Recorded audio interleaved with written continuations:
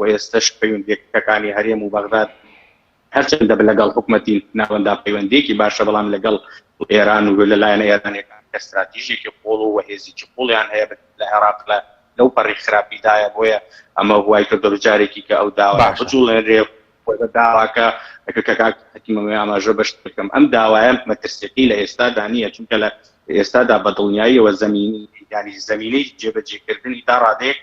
قورسە بەڵام مەترسی ئەم داوایە ئەوەیە یان وەکو چەقۆیەک وایە لەسەر گردنی حکوومەتی هەرێم و هەروە هاوڵاتیانی هەرێمی کوردستان کاگە بێت و هەر هێزێکی سیاسی لە عێراق حکوومەت بکرێتە دەست یاخود هەر کەسێ ببێ بە سەرۆک وەزیران کا بە وەزیری نەوت ئەم چەقۆیی بەدەستەوەیە بۆ ئەوەی لە گردنی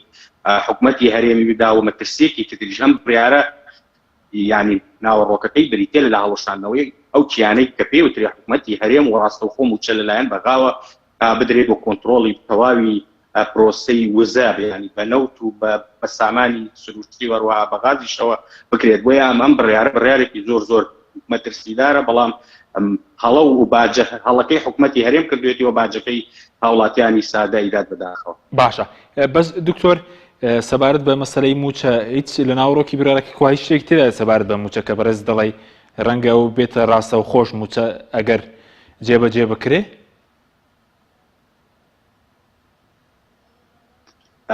ئەم بڕیارەی دادگای فیدرالی پشتی بە یاسای ژمارە 101 ساڵی 1970 بەستەوە و ئەم یاسایەکی ناوەندی بیرمان بێت لە دوای خۆماڵی بکردنی نەوتی عێراق لە ساڵی 1972 یاسای 49 ساڵی 74 دەدەچوو و دواتر یاسای ژمارە 13 ساڵی 1972 یانی پێکەوە بەدەرچوون بەڵام ئەم دوو یاسایە ئیلغا کرایەوە یاسایەکی نوێکە یاسای ژمارەیەکی ساڵی 1976 دەرکراوە یاسایە لە 38 مادە پێک دێت وە لە کۆتا مادەیدا کە مادەی 38 ئاماژە بەوە دەکات کەم یاسایە ڕاستەوخۆ لەلایەن ئەحمەد حەسەن بەکر سەرۆکۆماری و کاتی عێراقەوە جێبەجێ ئەکرێت ئەگەر سەیری یاساکە بکەین کە دادگای فیدرالی هەرچەندە ئەمڕۆ ئاماژەی ببەوە کە ئەم شتیان ببێت بە مادە 110 و 111 و 130 بەستەوە بەڵام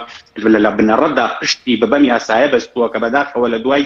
ئەبەڕوخانی ڕژێمی سەدام و هەتا ئێستا حکوومەتی عێراق نەیتوانیوە یعنی یاسای نەوت یاخود یاسای سامانە سروشتێکەکان لە عێراق تێپەڕێنێکە کاتە تا ئێستاش درابتە ئەمەش وای کردووە کە بۆ هەر کێشەیەک یاخود بۆ ئیدارەدانی کەرتی وزەر لە عێراق بگەڕێنەوە بۆ ئەو یاسای سەردەمی باس کە یاسایەکی ناوەندیەکە یاساکە خوێنیتەوە بە هیچ جۆرێک ئاماژە بەتیانی هەرێمی کوردستان ناکات بەڵام ئەوەی مەترسیە لەسەر موچە لە بڕیارەکەدا ئاماژەی بەوە کردووە کە شایستەرداراییەکانی هەرێمی کوردستان ڕاستەوخۆ لەلایەن حکوومەتی بەغاوە دیدارێکێ بۆیە ڕەنگە حکوومەتی بەغا لە داهاتوودا بڵێت حکوومەتی هەرێم ناشەفافە لە دابشکردنی موچەدا یاخود لە